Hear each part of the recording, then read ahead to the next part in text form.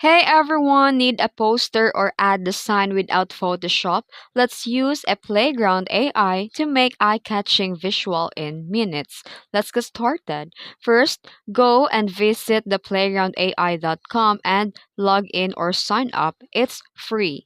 Then here, click start a new design and here in the prompt box, write your poster. Describe a detailed idea of your poster, like this example here: a minimalist coffee shop poster with vintage style, bold text, soft brown tones, and product in center. You need to be specific of your idea.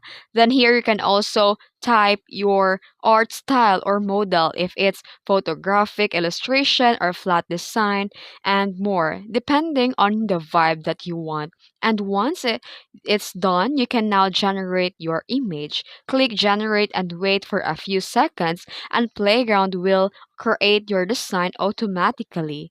You can use in painting tools to erase an area and type custom text if you want. And once you're happy with the result, you can now click export or share your design. You can now save it and use it for social media prints or promos. And that's how easy it is to design professional poster and ads with Playground AI. If you found this video helpful, don't forget to like and subscribe for more tutorials. Thanks for watching.